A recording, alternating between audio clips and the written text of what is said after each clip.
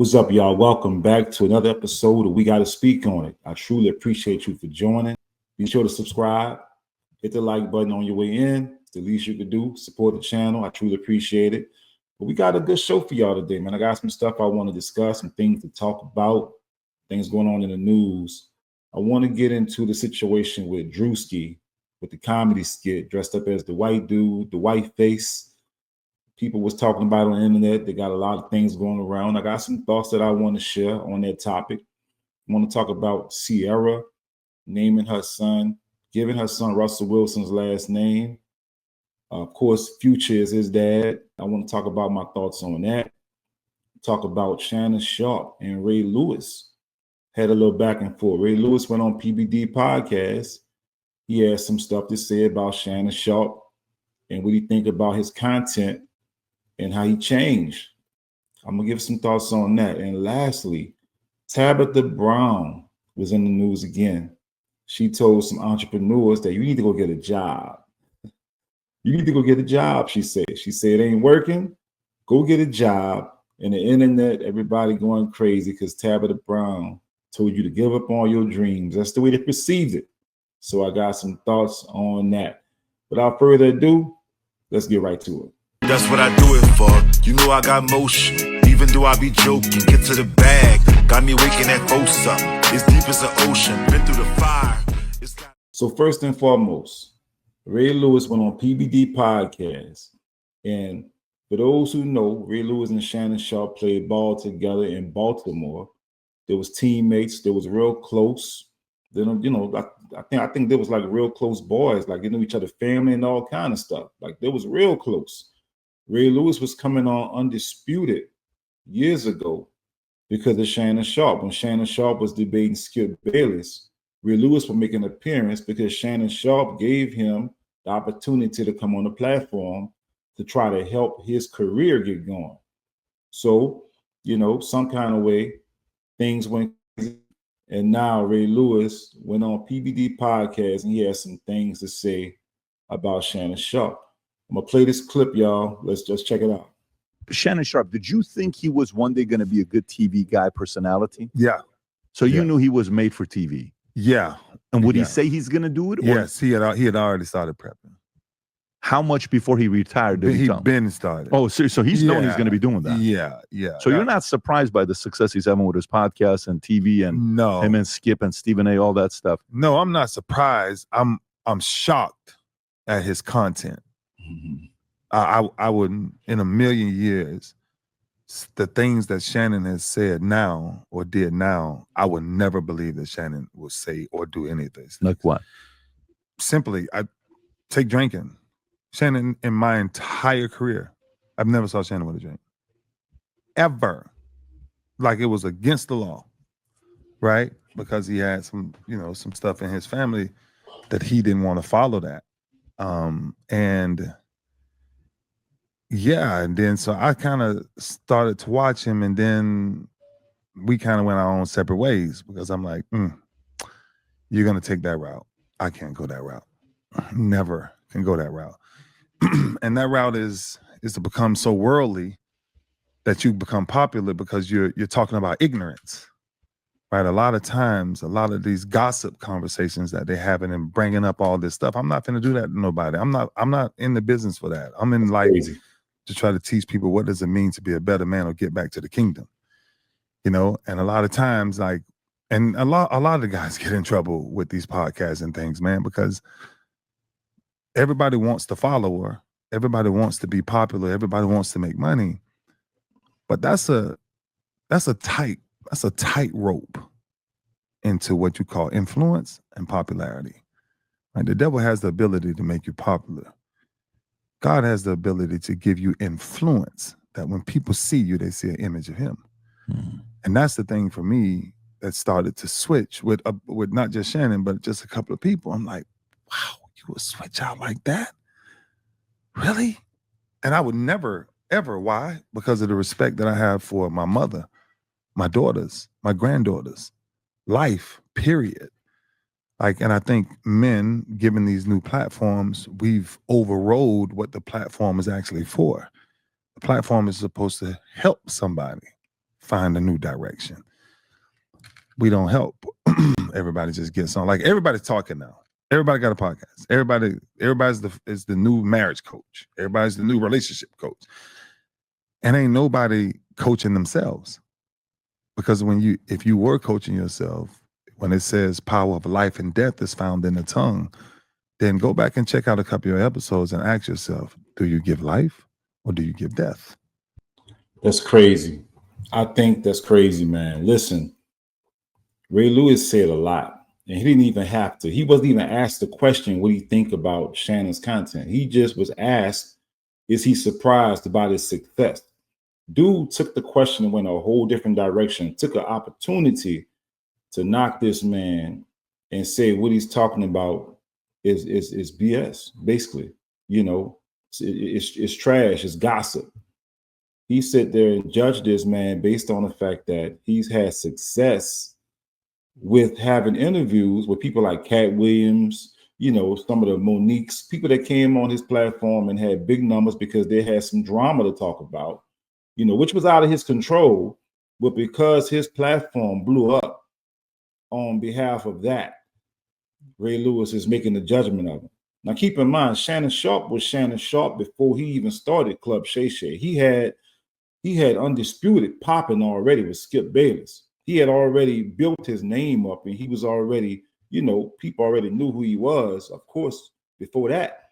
So to make it seem like as if, you know, he using his platform in a way that's like he's talking about killing or murdering people, I think is exaggeration, man. I do understand the perspective of, you know, as men using platforms to try to help and try to bring, you know, some type of a positivity to the community, or whatever case may be.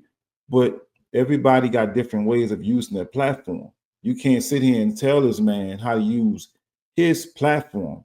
That's why you got your platform. Use your platform how you want to use your platform. But there is a such thing called entertainment. And people like to be entertained. Now, is he wrong for creating content to entertain? If it's not harmful, why would it be wrong? I don't think nobody got killed because of Shannon Sharpe's interview. I don't think nobody got arrested because of Shannon Sharpe's interview. And you probably had some feathers got ruffled because of stuff that other people said, but it's not because it's something that he said. And by the way, the fact that you chose this moment at this time to discuss this with PBD Podcast after Shannon Sharpe just settled a case that cost him $50 million.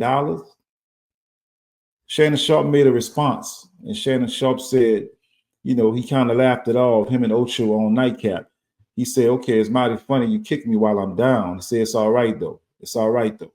And I felt that, man, because that's what people would do. That's what the enemy, that's what somebody that was close to you that think they know you or that knew you and they know your personal information, know everything about you. And they look at you as with envy. And they're going to find the right opportunity to kick you when you're down. And the whole time he was sitting back there hating. But let's just keep it real. Let's keep it all the way real. Why is Ray Lewis talking about this in the first place? It's not because of Shannon Sharpe's content.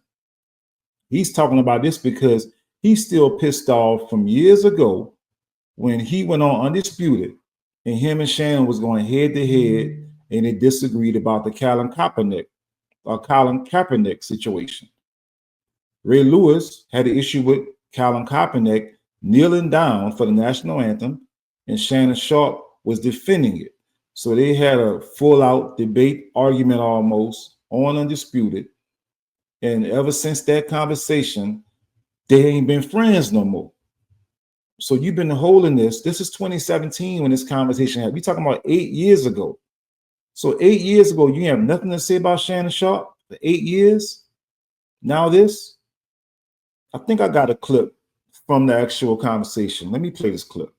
But see, when I listen to Steve talk, he says, I like how he went from sitting to kneeling, but he never mentioned why Colin Kaepernick kneeled. Now, the very thing that Colin Kaepernick was protesting is the very thing that President Trump encouraged on Friday, which was police brutality. Now, Steve Bisciotti owned that team, and in 2015, you were there. You and I talked about it. Something happened to Freddie Gray. Mm-hmm. He lost his life for police brutality. Mm-hmm. I have yet to hear an owner talk about that. I have yet to hear Steve Bisciotti talk about that. I know, but so let's be very careful with that for this simple reason. Right now, there's over 200 plus murders in Baltimore. How many people you got talking about that? Nobody. So I'm just saying, before you put somebody in a pickle to say, no, I'm not putting him in a pickle, Ray. I'm talking. Okay, let me ask you this: when Pookie shoots a Willie, they find Pookie. Where Pookie going? He going to jail. Mm-hmm. When these police shoot these unarmed black men and women, yeah, even on camera, mm-hmm. where they going, Ray? Back on the force. Yeah. That's what we're talking about. We're talking about the police brutality. See, what they're trying to do is that when we talk about police brutality, they talk about Chicago, they talk about Detroit, they talk about Baltimore. Okay. You want me to come up with a solution that you helped put me in. I 100% understand what you're saying. And what I'm trying to tell you is there's no issue with what you're talking about with police brutality. We're sitting here as men. Yeah. So let's understand this. We're sitting here as men. And me and you, as men, ourselves, not watch nobody else deal with police brutality. I lived it. Oh, I know. So understand that. Just understand the dynamic of what we're talking about. I'm not talking about if this person stood out. It's not too many people. Say it for what it is. It ain't too many people gonna stand up to go into black neighborhoods and worry about black folks killing themselves. That's factual. So sooner or later, then we figure that out. Then we're gonna start taking care of ourselves. So when I started to start to understand these things, Shay, what I started to understand was that ain't Steve Bisciotti's fight. What happened to Freddie Gray? That ain't no owner's fight. Yes, it is, though, Ray. If it is, this is America. If it is, then all of our owners should get together and go in these urban neighborhoods and clean it up. Why wouldn't you? Because, Ray, they don't care, because it's an issue they're never going to have to face. It's people like you and I that's been there and know people that's faced these issues. You talking about Steve Bisciotti is never going to have to worry about the police beating him or a family member down. Jerry Jones, Mr. Kraft, they never going to have to worry about that. That's what I just said. So why should they care? They should care because it's the United States of America. You care about what's going on in Ukraine. You care about what's going on in Venezuela. How many times before any of these things came up, before you was playing, after you playing, how many times it happened? But they pretended like No, just ask how many times did it happen? It was going on a lot, but the advent of social media. I don't want to go back and forth. Okay, yeah, you go ahead. Go ahead. So that's what this really about. That's what this brought down to. That's the argument they had on air. It was a little heated. And ever since that, they ain't been cool ever since. So that's what this really about. Ray Lewis has been holding that animosity and trying to disguise it, talking about he felt like the content wasn't going a certain way. So he felt he had to back up and all this kind of stuff. And if it ain't about the kingdom of God and all this kind of stuff, all that's just, hoopla, man. He really had an issue with Shannon Sharpe because of the argument that they had 8 years ago. That's what this is about. Okay, let's be real. Let's just be real about it. Moving on. This next conversation I want to get into is Tabitha Brown has some stuff to say to entrepreneurs. She felt like people been out here entrepreneuring and failing. They ain't making no money. They're suffering. People losing everything. They're borrowing money. So she put out a message for the entrepreneurs, and the internet kind of went ballistic. Let's play the clip. Hello there. Real quick, that this is not to discourage you, because I want us to be clear about that first, okay? You kind of been in this place for a long time, okay? Now listen, you got good ideas, baby. You got good ideas. Your execution is not as good, okay? Your follow through, not as good. The ideas though are great. Entrepreneurship is not for everybody, and that doesn't mean it's not for you. But right now, these last few months, few years, you know what I'm talking about. Baby, it ain't been working for you, okay? And you're doing a lot of robbing Peter to pay Paul. Okay, you done got yourself in some mess. and it's time for you to get a job. You hear me? You just gonna need to get a job for a little while. Okay, it don't mean your ideas ain't good. Okay, it don't mean that maybe one day you could be a good entrepreneur. But you have proven to yourself and everybody else that you owe money to, okay, that it ain't working right now. Okay, it ain't worked for a while. It actually has never worked yet. Doesn't mean it won't ever work. But right now you need to go to work. You're gonna need to get a job. Okay? And then keep working towards it. But at least you'll have a job while you are pursuing that thing. But right now, you need to get a job, baby. All right? So that's what people had an issue with Tabitha Brown over, because they felt like Tabitha Brown told people to give up on their dreams. And that's not what I heard at all. I don't understand. What is it? Why so many people who are entrepreneurs or who have entrepreneur spirits, they seem to have this thing where they feel like they're not gonna never work a job. And I get it, I understand. You know, I got some projects I'm working on myself, but for the record, I've had a job. I've been at my job for a long time, for 20 years. And I've seen people come, I've seen people go, I've seen people take risk. Myself, I've taken risk. One thing about me, though, I've always stayed with the job while I take my risk outside of the job. I think it would be wise for anybody to always keep multiple streams of income, not just, one job, not just one way of making money. But if you're going to venture out outside of the job, do something where you can still manage some consistency, some benefits and things like that come with having a job. You see, it's a lot of things that go into entrepreneurship, and I get it. Some people feel like the freedom is worth it. The freedom of not having to answer nobody, not have to punch nobody clock, to set your schedule as you see fit, which depending on what type of, entrepreneurship business you got going on.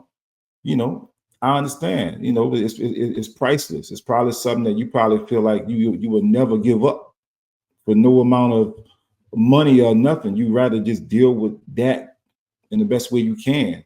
And I get it. But I think what she's talking about is if you failing to pay your bills to where you about to get put out, you in debt, you're not making money, you losing money, you in a situation where, you just out here struggling, you hurting for real.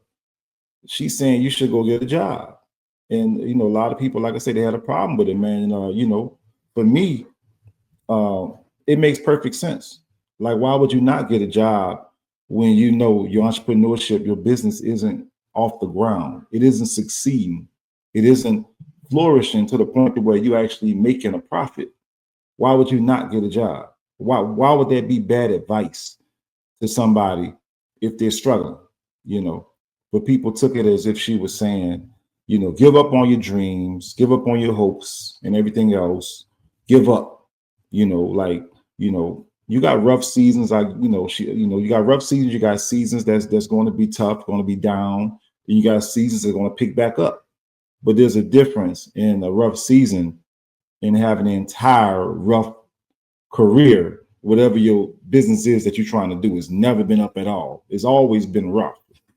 At some point, you got to, redesign, see how you could redo that thing and make it work in some kind of way where you haven't done in the past, because what you're doing right now ain't working. And it might be the best thing is to get a job, I remember Ebony K went viral for making a comment. She wouldn't date a bus driver unless he owns the bus. Well, I get it.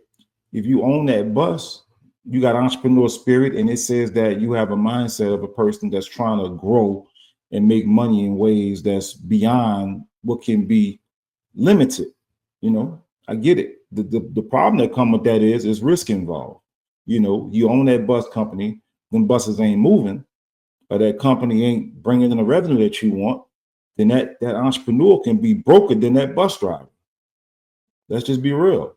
that bus driver, myself, might actually have enough, consistency and things going for himself where they can manage and create situations outside of driving that bus where they can actually sometimes end up living more stable than an entrepreneur. There's a lot of entrepreneurs just loving the name entrepreneur, but they're not living good. I think the whole point of it is to live well. If you're not going to live well as an entrepreneur, then just saying you're an entrepreneur is not going to do you no good. You might as well get a job and live good. There's people that have jobs that are living very comfortable, very comfortable. And guess what? They got benefits. They got vacation. They got all these things that they get paid if they're sick and all this stuff. And as an entrepreneur, you eat what you catch. Or you eat what you kill is what I should say. You eat what you kill. So if you don't kill nothing, you don't eat. And that's a whole different level of stress. That's a whole different level of responsibility. I mean, some people is not even fit to be entrepreneurs. Some people, they need to have a job. They can't manage themselves enough to not have no type of structure. Some people need to have a job. So, even though it's a, known thing, it's trendy to be an entrepreneur, entrepreneurs are failing every day. People are trying things and they should continue to try things. You got to take risks. If you don't take risks, you'll never know if you don't try. But you got to be smart about how you do it, though. You got to do it in a way to where you have something consistent going and you still able to pay your bills. You still able to have a shelter. You're still able to eat and do the things that you got to do. So, yeah, if your entrepreneurship isn't going great and you're not, profiting and able to really have it, take advantage to be comfortable, you might want to get a job like she said. I mean, I totally understand what she was saying. I don't understand what the uproar was about. I think what people tend to do is they take people's words and they try to make it mean what they want it to mean. That, they let their feelings, their emotions get involved and they end up coming away with something that totally was never said. That's what happens often, I believe, But moving along, this next topic I want to talk about, y'all, is Sierra decided to add Russell Wilson, her husband, last name to Future's son name. So he has a Future's name and he has Wilson as his last name as well. So he got a hyphenated last name added to his name. People are talking about that as well. My thoughts on that is, listen, I don't have an issue with it if Future is not involved at all and isn't doing nothing for his son. If he's doing nothing for his son and he's not involved at all, to add a name, not take away his name. I don't agree with taking away his name at all. But if we're talking about just adding Wilson to his name, Future's nowhere around. He's not trying to be a father. He's not, he's the prototype, what they call deadbeat dad, and Russell Wilson has been there. He is the perfect model of father. He's teaching his boy all the important things that he needs to know about life, teaching him how to become a young man. The boy loves him, looks up to him, calls him dad. Adding Wilson to his name, I guess it somewhat makes sense. I guess it's somewhat, I don't have a problem with it. I'll say that much, if that's what they want to do, but it does beg the question, why? Why is it so important to do that though? Why is that necessary? What is the reason for it?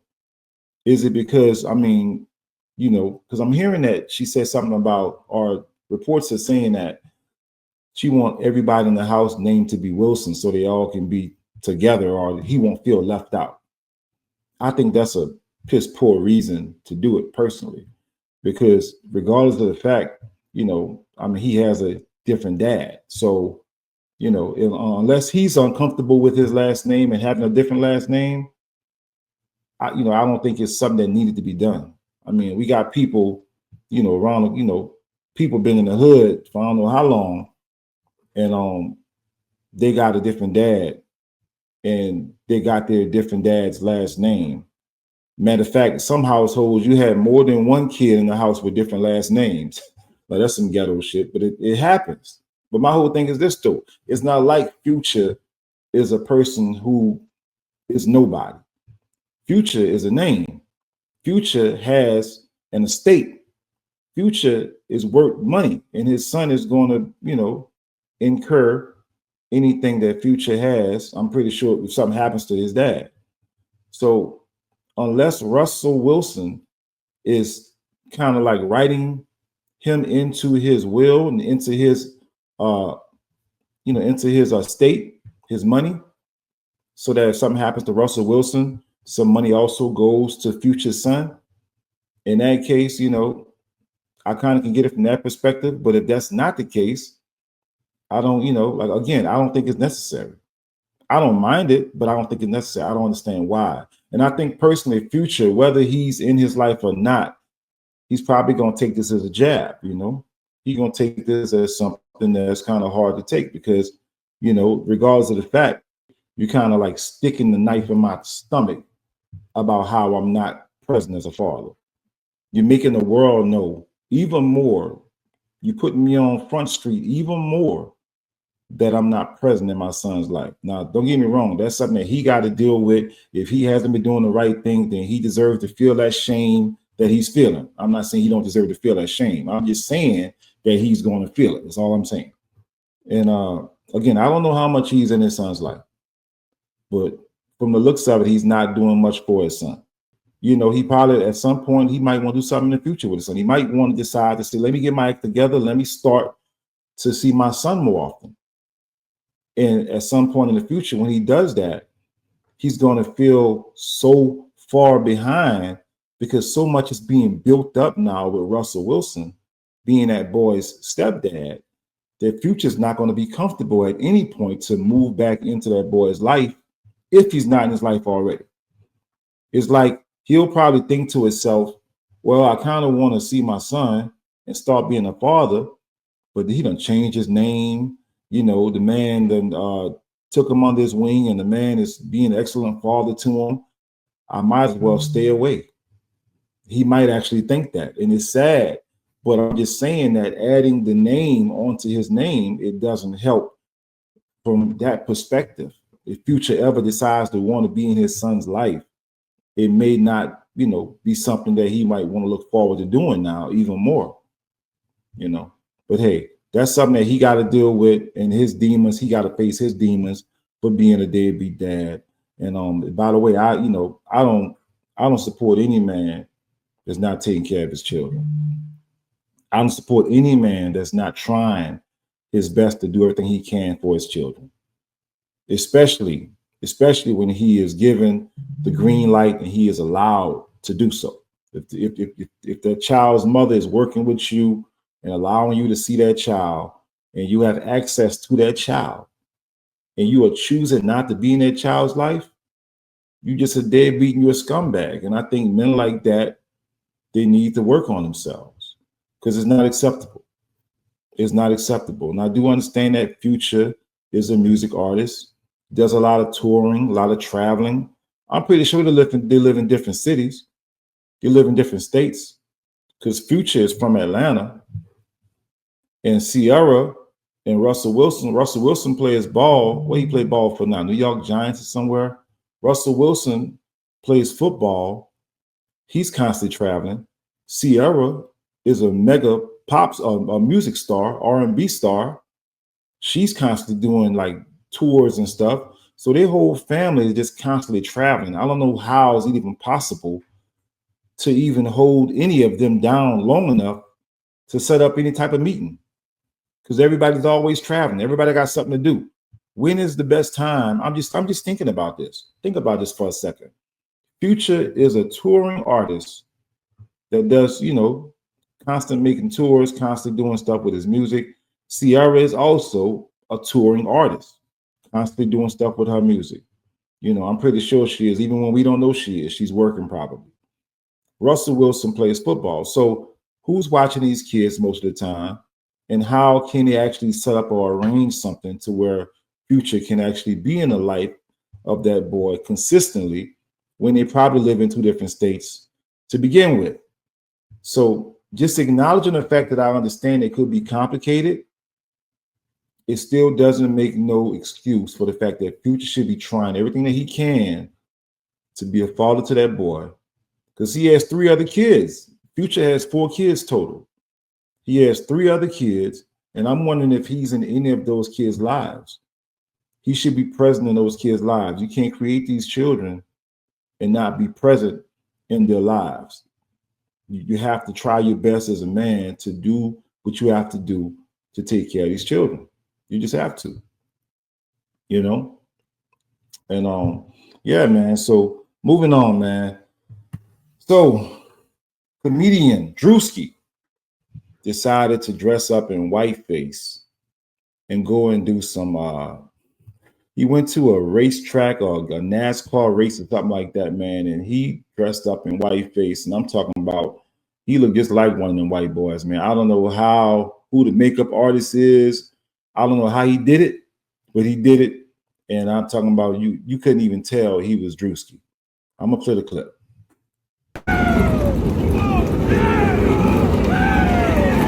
Here's the love, here's the honor. If you can't come in her, come on her. Yeah! Yeah!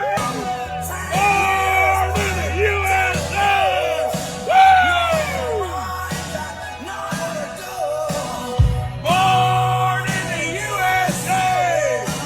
Hey, Suanna. She's not listening. You come up. You need to listen to your nana. Go ahead, baby. 6 o'clock.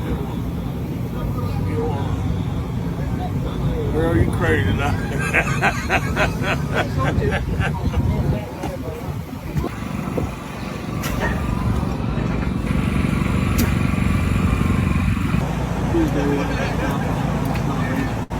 Hey, me ma. How you doing, baby?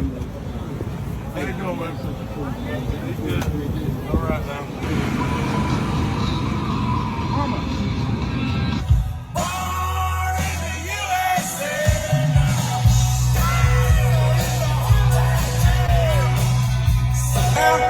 Hey, you lost, boy? No, I'm going to the race. What race? NASCAR race. You going to NASCAR? Yes, sir. A little bit. You ain't lost, did you? No, I'm good. I'm going to the race, sir. Sure about that? Yes, sir. Find something safe to do, boy. Yeah. If liquor don't kill us, pussy must.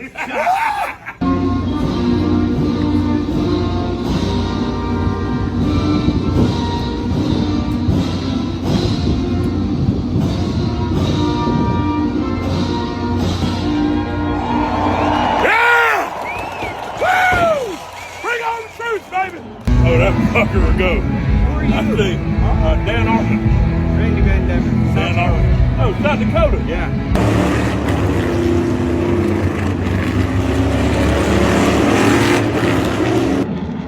Damn right. Proud to be American.